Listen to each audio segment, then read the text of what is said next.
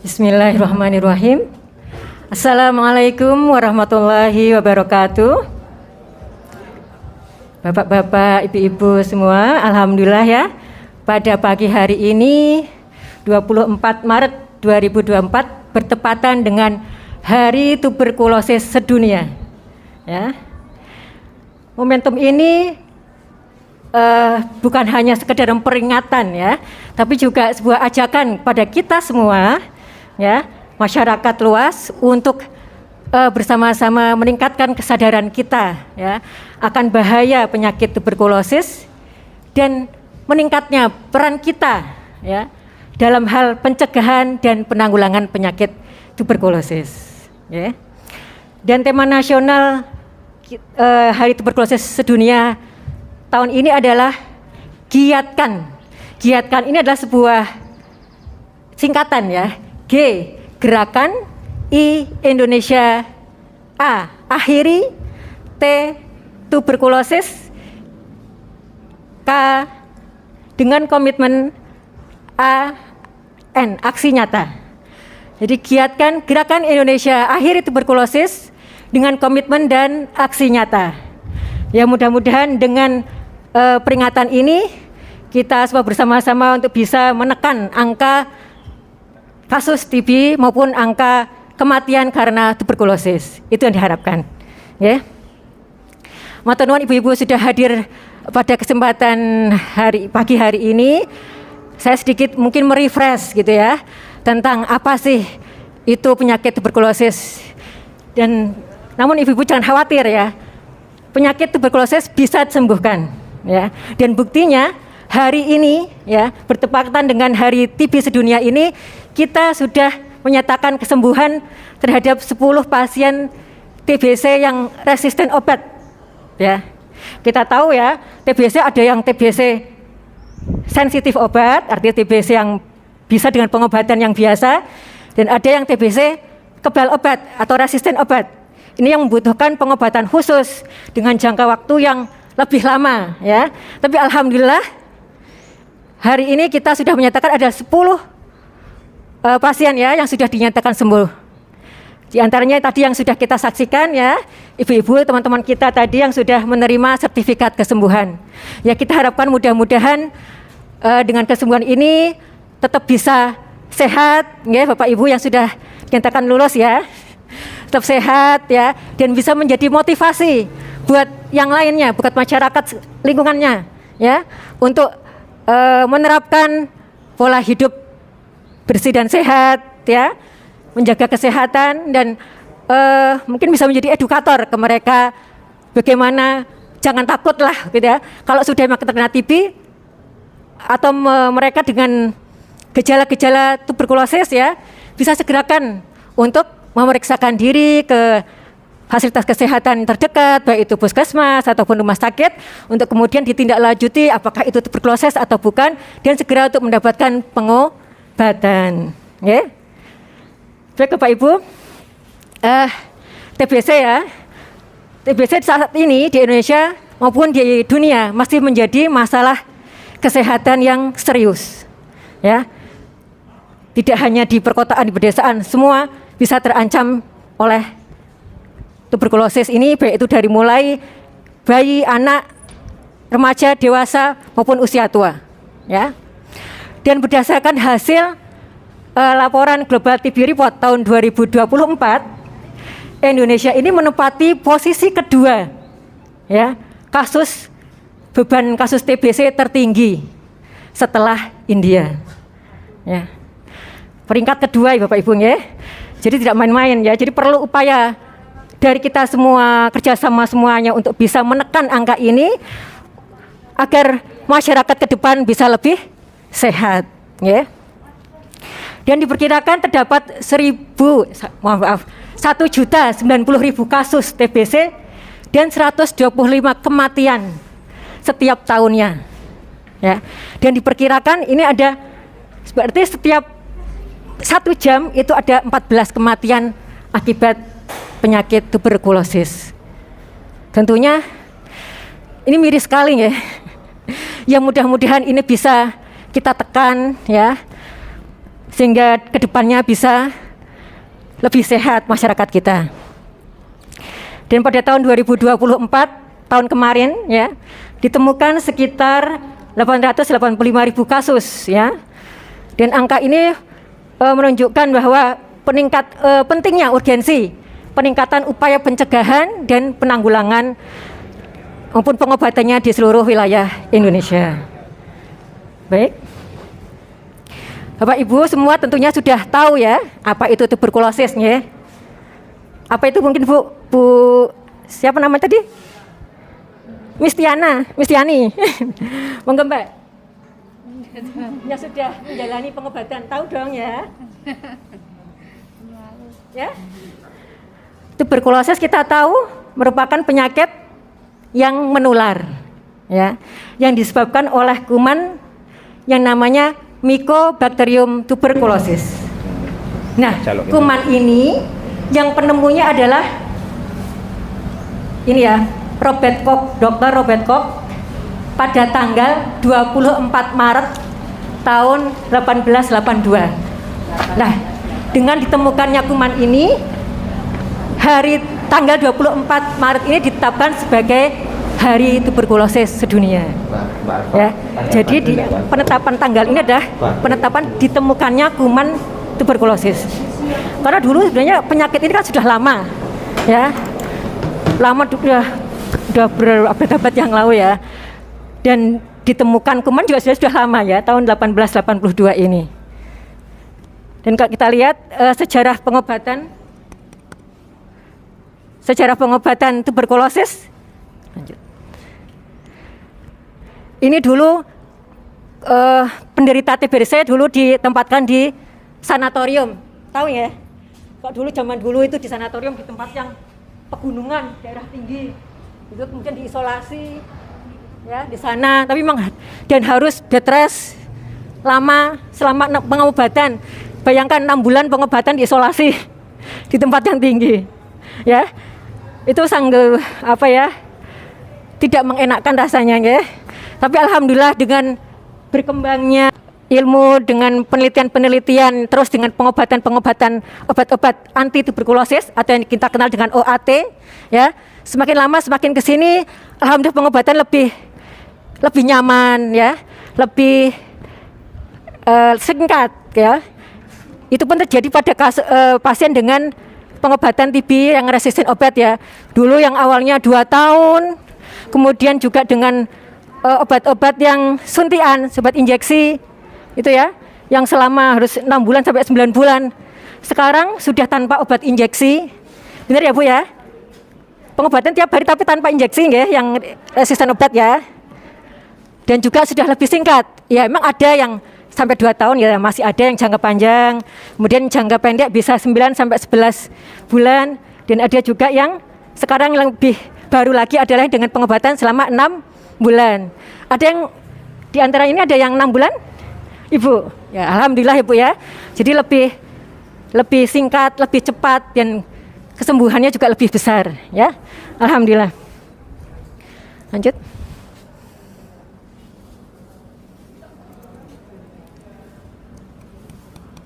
Lanjut aja ya. Ini gambaran sanatorium dulu ya. Di tempat yang tinggi, jadiin satu pasien-pasiennya gitu. Selama pengobatan ya tetap tinggal di situ gitu. Nah tadi seperti saya sebutkan, apa itu TB gitu ya. TB adalah penyakit menular. Penyebabnya tadi Mycobacterium tuberculosis, dan bukan penyakit keturunan. Kadang-kadang masih banyak ini anggapan bahwa penyakit TB itu turunan, bukan ya. Bukan penyakit turunan, bukan penyakit kutukan, bukan guna-guna ya. Kadang-kadang juga masih ada masyarakat yang wah ini ada guna-guna atau apa gitu ya. Tapi sekarang zaman sudah maju, jadi sudah lebih banyak informasi-informasi yang kita dapatkan, sehingga lebih sudah anggapan-anggapan guna-guna itu sudah tidak.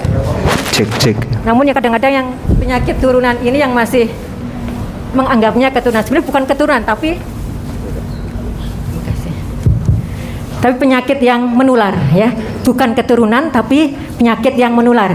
Jadi kalau dalam satu keluarga misalkan gitu ya, ini dianggapnya keturunan, bapaknya kena, anaknya juga kena, bukan karena menurun, tapi karena menular. Ya, Lah bagaimana cara penularannya? Nanti akan kita bahas juga. Ya. Jadi penyakit tuberkulosis ini utamanya memang menyerang paru, ya. Kebanyakan kita tahunya TBC itu paru gitu ya. Memang kebanyakan 80% mungkin paru-paru yang mengenai organ tubuh di paru ya. Namun tidak hanya di paru, ya, bisa juga mengenai organ-organ lain seperti kelenjar yang bisa kita katakan TBC kelenjar. Kemudian bisa di usus, TBC usus, TBC kulit, ya. Otak bisa juga, ya. Tulang bisa. Jadi tidak hanya paru, namun juga bisa mengenai organ-organ yang lain.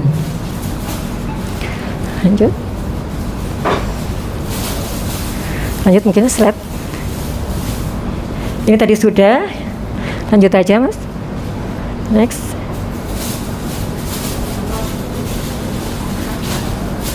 Ya, ini sifat kuman TB gitu ya. Kenapa sih kok jangka panjang pengobatannya? Mau ya 1 minggu saja cukup gitu ya. Nah ya, kuman TB ini ya, kalau kita lihat sifat-sifatnya ya Bapak Ibu ya. Ini kuman TB berada dalam droplet. Jadi dari percikan dahak Bapak Ibu yang mungkin yang menderita TBC gitu ya. Ukurannya sangat kecil ya. 1 hingga 5 mikron. Mikron tuh senti aja udah kecil ya Bu ya. Itu mikron itu per 1000-nya senti. Kemudian kalau pada penderita TBC yang masih aktif ya, mungkin belum dapat pengobatan, ketika ia bersin, maka bisa mengeluarkan sekitar 1 juta droplet. Ya. Kemudian ketika batuk bisa mengeluarkan sekitar 3000 droplet. Dan kuman ini dapat hidup dalam keadaan gelap, ya, lembab, itu dapat bertahan lama. Namun bisa mati ketika kena sinar matahari, ya.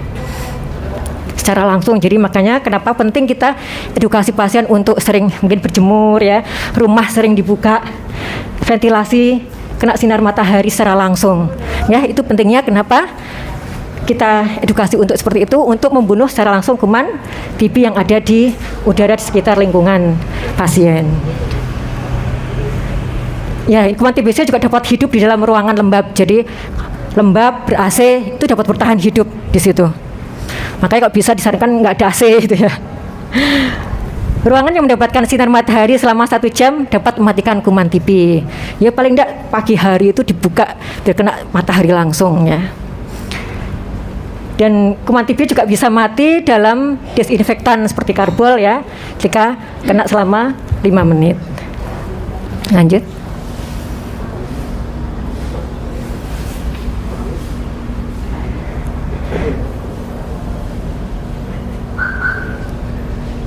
Next. Ya, ini tadi sudah saya sebutkan juga ya, macam-macam tuberkulosis bisa menyerang paru. Biasanya ronsennya seperti ini Bapak Ibu. Ya, jadi organ paru kanan dan kiri ini bisa ada flek.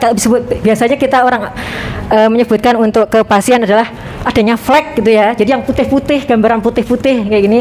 Biasanya kalau pada dewasa khas di atas itu gambaran TB paru. Kalau ini kelenjar, biasanya benjolan di kelenjar ya. TBC kulit, TBC tulang. Gambarannya seperti itu. Lanjut.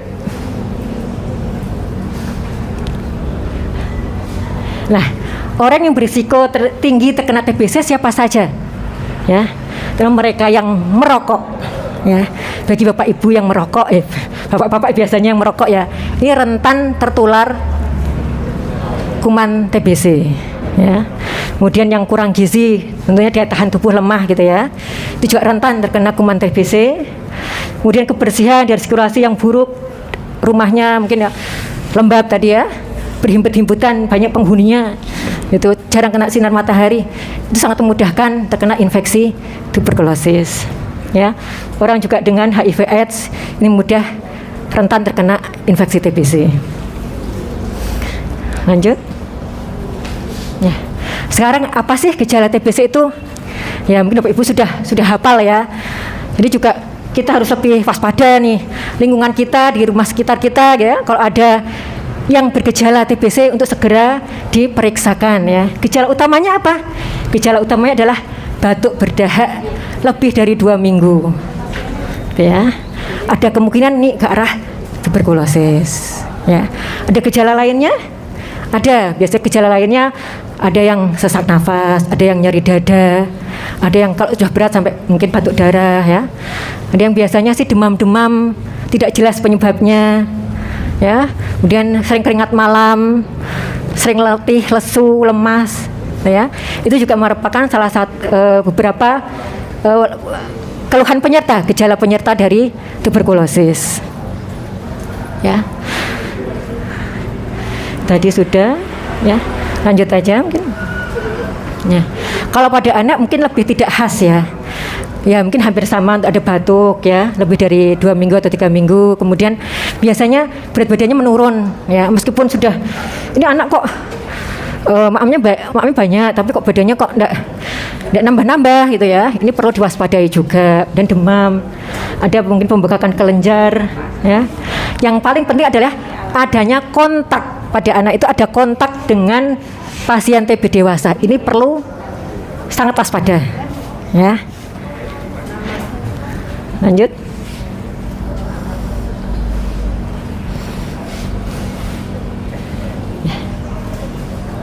Sama dari ya, terdapat pembesaran kelenjar getah bening di leher atau di ketiak. Anak kok ada benjolan ini kelenjarnya di leher atau ketiak, juga harus waspada ya. Bagaimana memastikan penyakit TBC?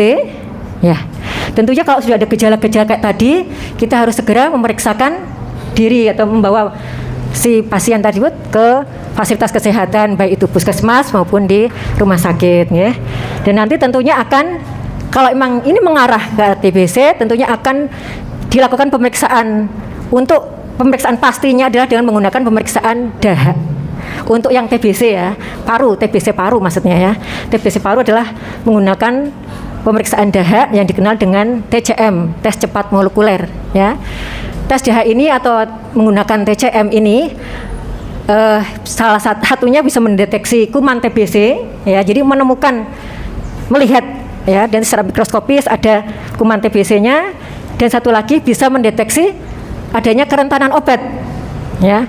Jadi kekebalan obat, kumannya kebal obat enggak sih ya, kebal terhadap obat rifampicin ya. Rifampicin ini obat yang paling poten, paling jos gitu ya untuk pengobatan TBC. Namun kalau resisten, yang rifampicin ini resisten, maka nanti digolongkan kepada TB yang kebal obat. Jadi bedanya itu.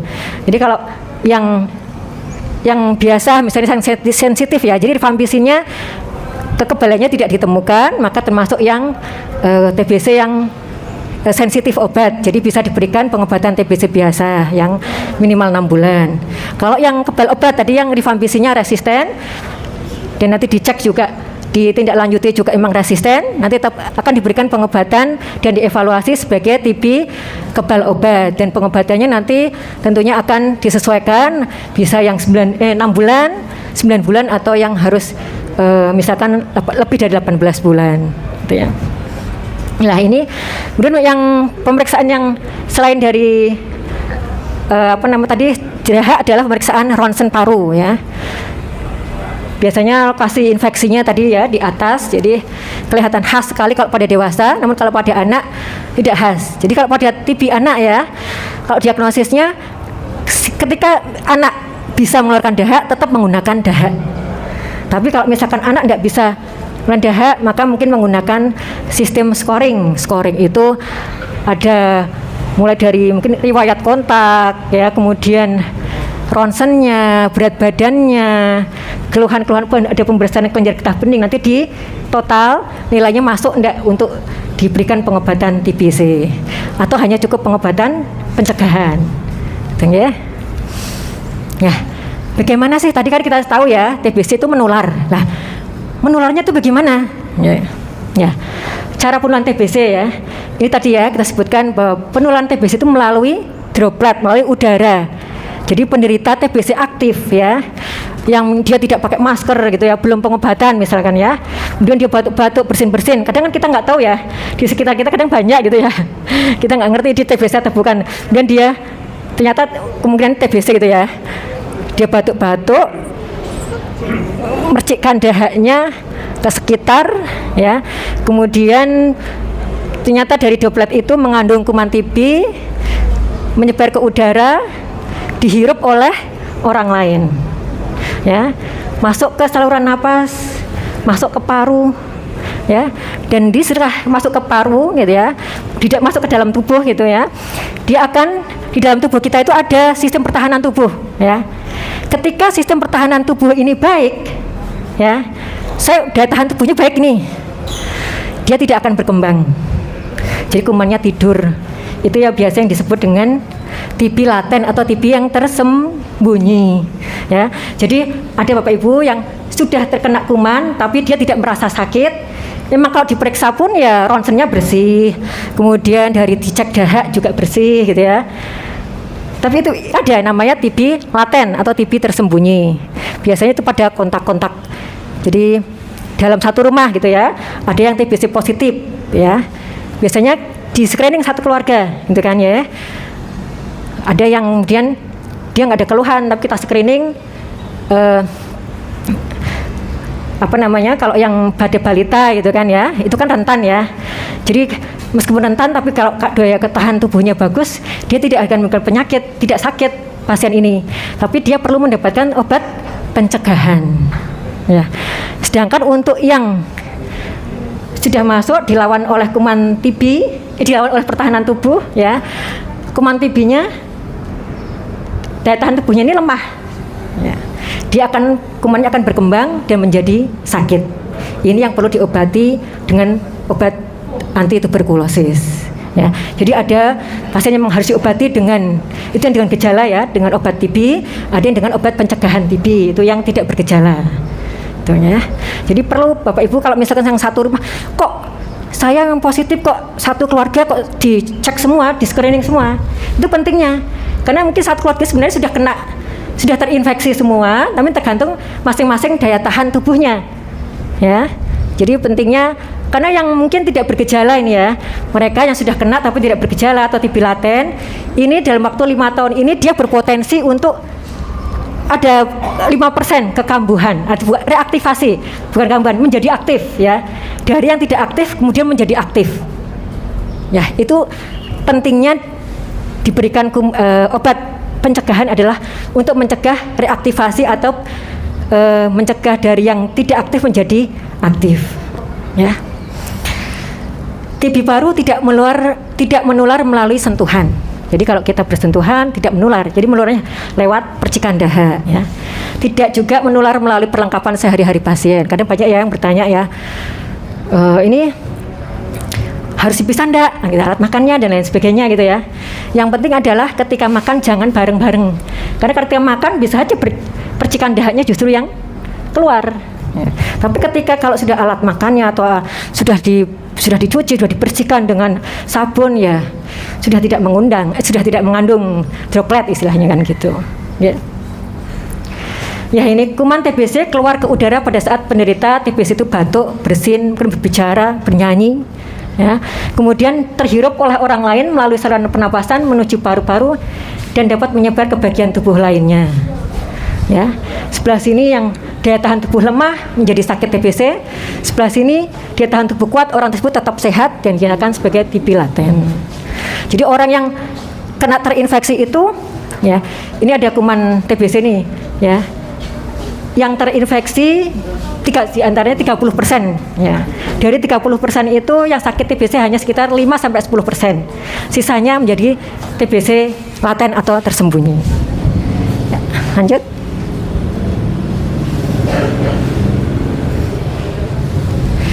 Penularan TBC juga tergantung dengan jumlah kumannya.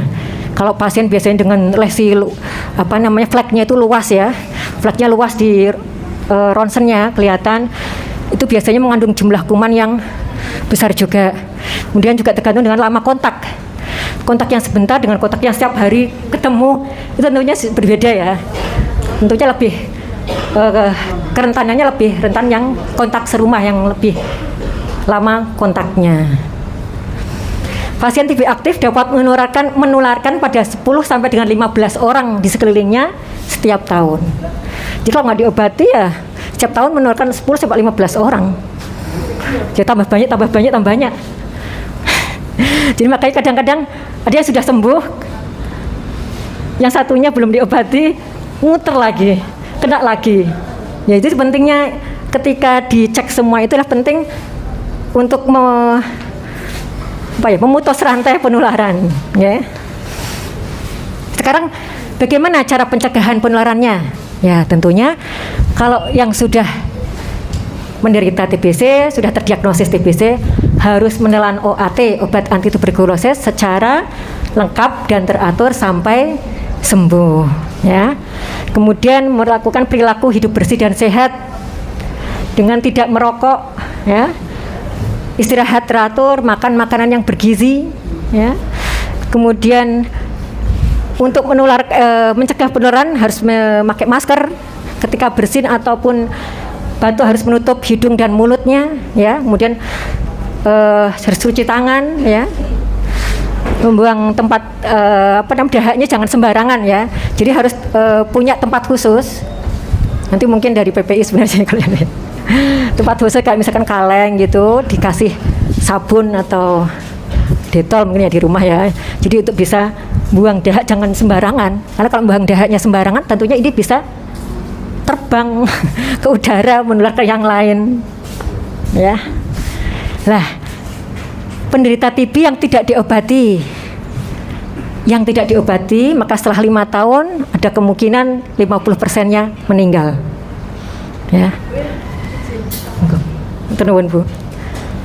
Kemudian 25%-nya akan sembuh sendiri dengan karena daya tahan tubuhnya yang tinggi. Dan 25% akan menjadi kasus yang menetap dan tetap menular, ya. Lanjut.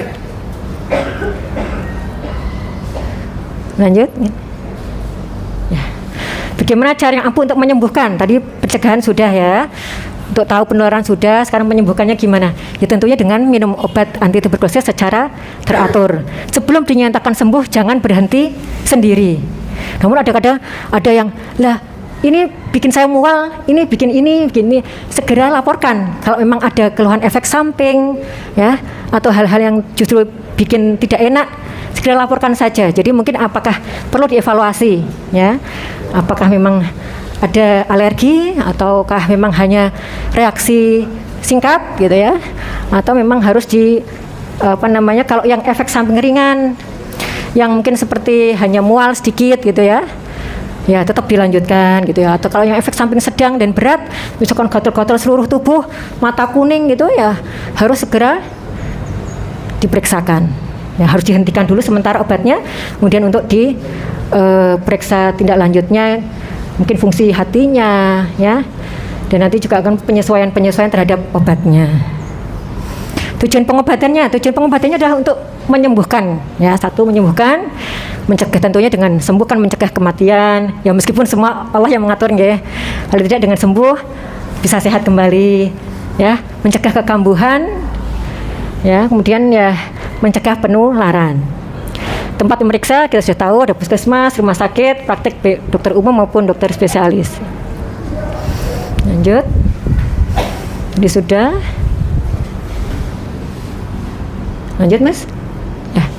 Apa akibatnya jika Anda tidak teratur minum obat? Ya.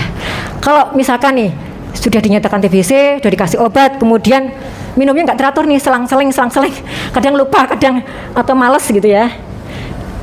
Itu bisa sembuh enggak? Kira-kira.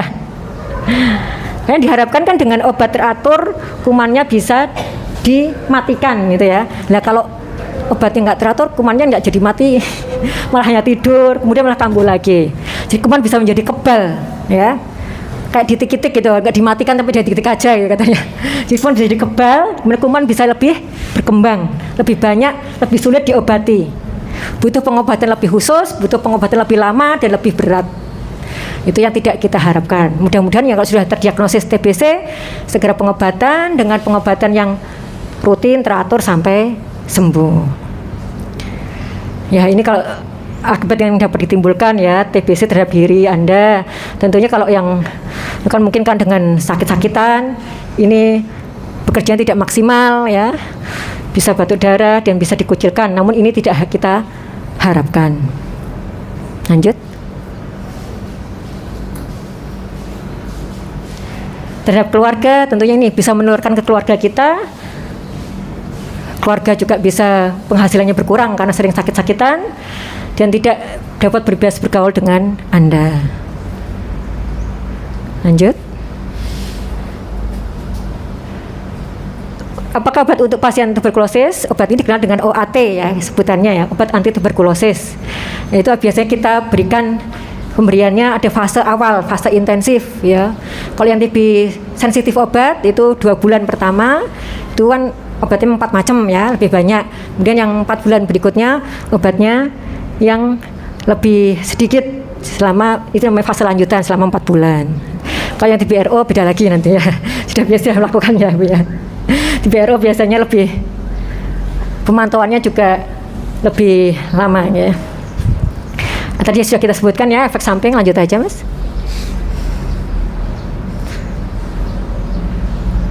Lanjut.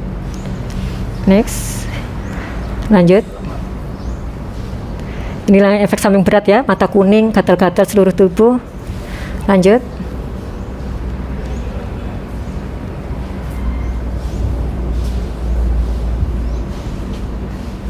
Kapan saja Anda harus mengontrol penyakit TB Anda ya.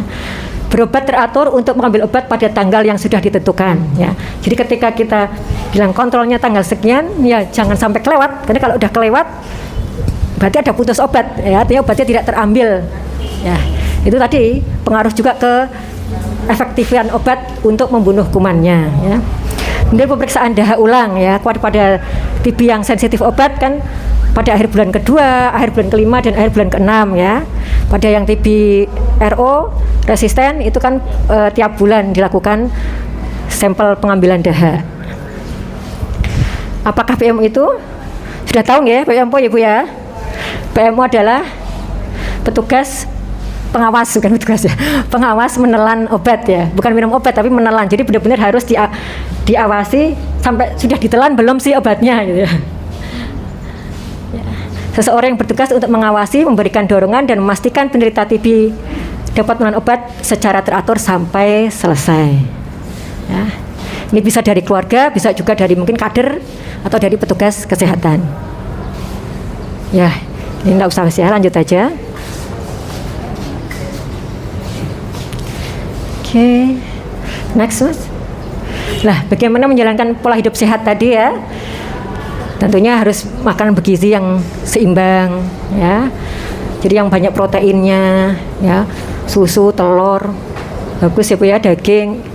Jadi tidak ada pantangan jangan dulu stigma yang lama mungkin ada yang katanya Anda tidak boleh makan ini, tidak boleh makan itu ya. Boleh, malah justru yang bergizi yang dianjurkan ya.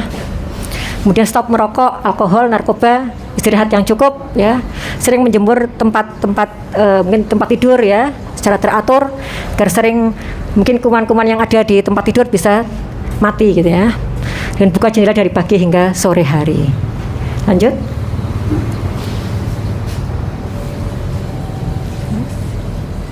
Jadi sama untuk mencegah penularannya tadi ya, tutup mulut saat batuk, jangan meludah sembarangan, tidak ditampung dalam ya, jadi gambarnya seperti kayak kaleng, kemudian dikasih air sabun atau cairan pembunuh kuman gitu ya, dan jangan dibuang sembarangan udah habis itu ya, harus ditimbun di tempat yang jauh dari keramaian. Next.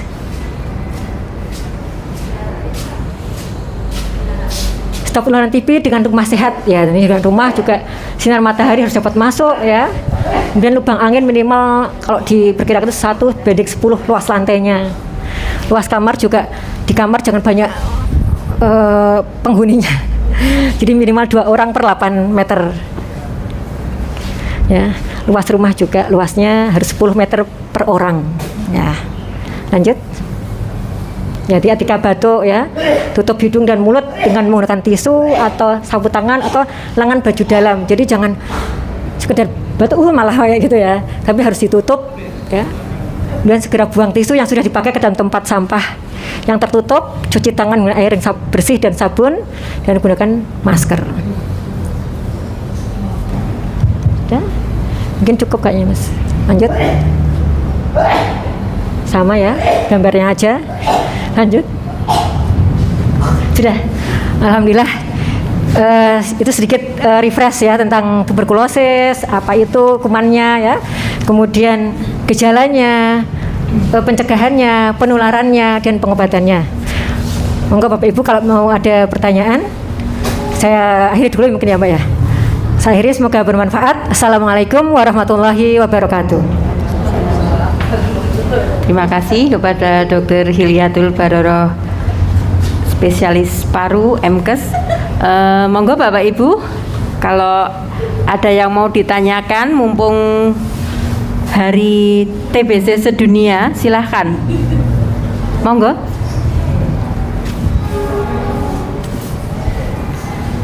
Selamat pagi Ibu Hilyatul.